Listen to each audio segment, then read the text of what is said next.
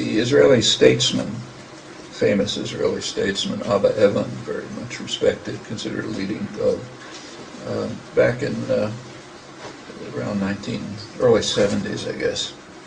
He wrote an interesting article, which you might want to take a look at. It appeared in Congress Weekly. It's the Journal of the American Jewish Congress, the sort of more kind of liberal wing of the organized Jewish community. And in the article, he described that he lectured to American Jews about their task. And he said their task is to show that criticism of, he called it criticism of Zionism. It means criticism of the policies of the State of Israel, not Zionism. So criticism of the policies of the State of Israel is either anti-Semitism or neurotic Jewish self-hatred. That's their task. Okay, that covers 100% of criticism, so we don't have to worry about criticism. And he sort of captured it. That's what you have to do. If non-Jews criticize the policies of Israel, it's anti-Semitism, and that wipes that off. Like, you could see it with the flotilla, or just pick anything you like. If Jews criticize it, it's neurotic self-hatred.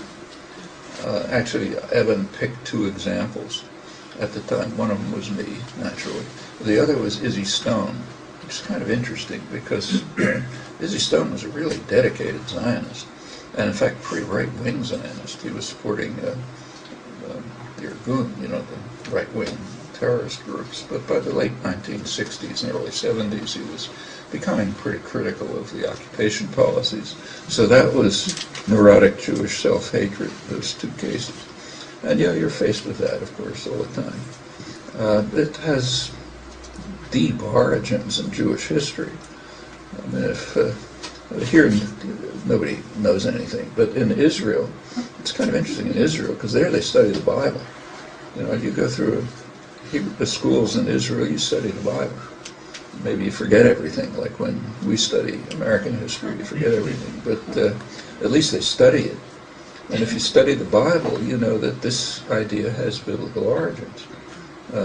Some of you have had the right kind of religious education may recall that in the Bible there is one figure who's the absolute epitome of evil. It's King Ahab, the worst. Ahab and Jezebel, you remember that stuff. So King Ahab was the ultimate evil king. And at one point, Ahab called to him the prophet Elijah, and Elijah came. And Ahab condemned him, as a phrase translates, as a hater of Israel. Okay, that's the origin of the conception of neurotic Jewish self-hatred, and in fact it's the origin of the conception of anti-Americanism. Ahab, why was Elijah a hater of Israel? Because he was condemning the acts of the evil king. Elijah, like the other prophets, was what we would call a dissident intellectual. He was criticizing state policy, he was giving geopolitical analysis, he was calling for, bringing in moral values, the concern for widows and orphans and that sort of thing, what we would call a dissident intellectual, critical intellectual. And of course the prophets are treated very badly, but that's driven into the desert, imprisoned, denounced and so on, but that's normal. That's the way critical intellectuals are treated in every society. So anyway, Elijah was a hater of Israel, and you can understand Ahab's point. He was a pure totalitarian, naturally, he was the king. And if you criticize the king, you're criticizing Israel, because to a pure totalitarian, the state is identified with the country, the society, the culture, the people. It's all the state. That's pure totalitarianism.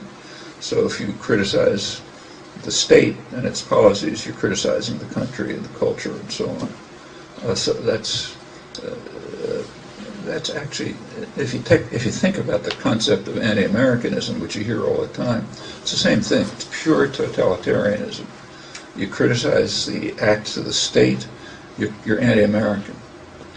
Pure totalitarianism. In fact, the only countries where this concept is even used, I think, are in the United States and in real totalitarian states. So like in the old Soviet Union, If you criticized the state, you were anti-Soviet. In the Brazilian military dictatorship, if you criticized the dictatorship, you were anti-Brazilian.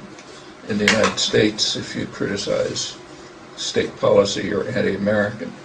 And the U.S. propaganda, the U.S. power are so enormous that in Europe, which is very subservient to the United States culturally, they don't like to admit it. They think they're very independent. But they basically kind of reflexively adopt U.S. attitudes. They also use the concept anti-American, not recognizing that they're just demonstrating that they're pure totalitarians. Well, that's straight back to biblical origins. And yeah, and that's Evan's lecture to Americans and American Jews. And sure, you get that all the time. So Jewish self-hatred, yeah, it just it comes with a turf. It's nothing to be upset about. Yeah, that's what's going to happen.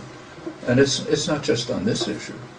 I mean, you take any issue that in the United States, support for Israel is kind of reflexive.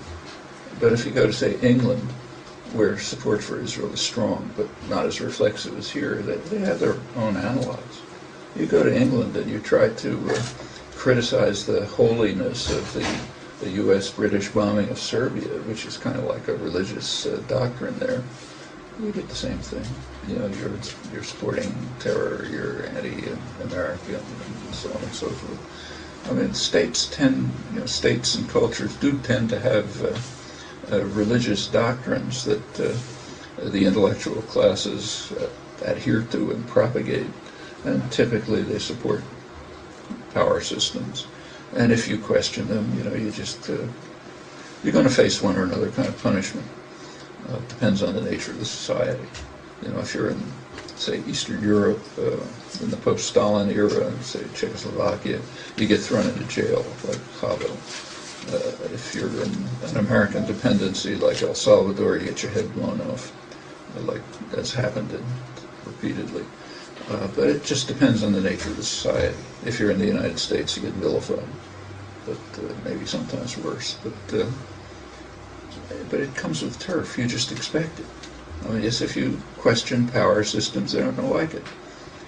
And every power system has a class of people called intellectuals who are basically state worshippers, power worshippers. And they're going to overwhelmingly perform their task, which is to defend power against critical analysis.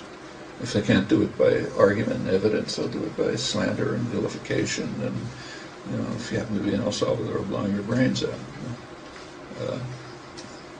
It's just, you can't get upset about it. If it didn't happen, it would be a miracle.